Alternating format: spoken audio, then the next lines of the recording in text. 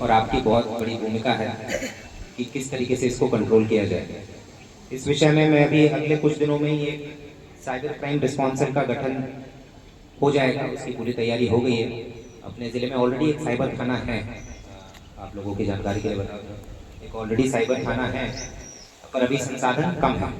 तो एक मैं अलग से साइबर क्राइम रिस्पॉन्स सेल का गठन कर रहा हूँ, जिसका मेन काम रहेगा कि आजकल जो साइबर क्राइम होता है, बहुत बार साइबर क्राइम हो जाता है, तो उसके बाद जो आप लोग हमें सूचना देते हैं जिसके साथ कुछ हो गया, सपोज 50,000 रुपए का ठगी हो गई, तो सूचना आने में काफी देर हो जाती है। देर का मतलब 1 दिन या 2 दिन। साइबर क्राइम में सूचना हमारे पास अगर तुरंत आ जाए, तुरंत का मतलब 10, 15, 20 मिनट के अंदर आपके पास अभी कुछ हुआ और तुरंत आपने 10, 15 मिनट के अंदर अगर कुछ बताया, तो जिस अकाउंट में पैसा गया है उस अकाउंट को हम फ्रीज करने की प्रक्रिया तुरंत कर सकते हैं। अगर ये वाला जो काम करना है अकाउंट को फ्रीज कराने का, जिस अकाउंट में ठगी वाला पैसा गया है, अगर उसमें लेट होगा तब तक उस अकाउंट से पैसा निकल जाता है, कोई ना कोई निकाल लेगा। फिर एक बार निकल गया उसके बाद फिर पकड़ना बहुत मुश्किल हो जाता है। तो ये जो साइबर क्राइम रिस्पॉन्स सेल का गठन कर रहे हैं, इसका काम रहेगा कि भाई अगर किसी परिवादी के साथ कोई फ्रॉड हुआ है, तो बहुत बार परिवादी को पता नहीं रहता है कि क्या करें, कंप्लेंट कहाँ करना है। एक पोर्टल बना हुआ है अलग से, केंद्रीय सरकार का एक पोर्टल है, NCRP portal, national cyber crime response का पोर्टल है। ठीक है, तो या तो उनको पता नहीं रहता है, या पता रहता है तो उतना गंभीरता से नहीं लेते हैं। वो 1 दिन के बाद, 2 दिन के बाद उसमें कंप्लेंट करते हैं, फिर 4 दिन के बाद हमें बताते हैं, तो तब तक जो है सारा पैसा निकल जाता है।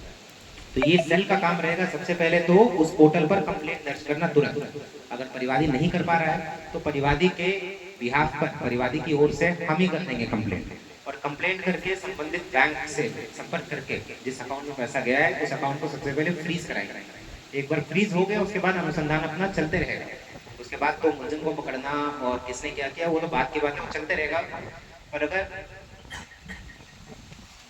एक बार फ्रीज हो गया तो कम से कम परिवादी को पैसे वापस मिलने की संभावना रहती है। फिर फ्रीज होने के बाद अनुसंधान अपना चलेगा।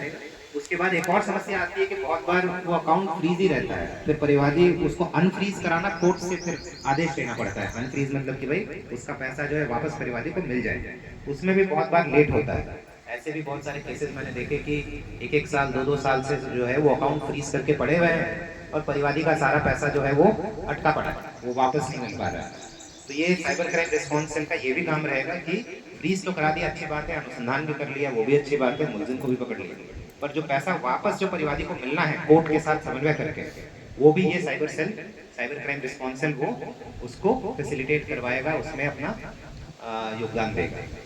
और साथ ही साथ जो एक जागरूकता वाली जो कमी है साइबर क्राइम को लेकर, खासकर जो बूढ़े लोग हैं, है ना, जिनको स्मार्टफोन तो मिल गया है पर उतना जागरूक नहीं है कि भाई इसको चलाना कैसे है, किस पर क्लिक करना है, नहीं करना है, कोई मैसेज आए तो उसका रिस्पॉन्स किस तरीके से देना है। तो उसको लेकर भी एक जिले लेवल पर एक जन जागरूकता अभियान का मैंने अभी प्लानिंग किया है। अगले कुछ दिनों में उसे हम क्रियान्वित करेंगे, उसे इम्प्लीमेंट करेंगे, स्कूल कॉलेजेस में भी जाएंगे, गांव गांव में भी जाएंगे, और जितना भी जागरूक कर सके लोगों को, ताकि वो उनके साथ कोई साइबर ठगी हो ही नहीं सबसे पहले।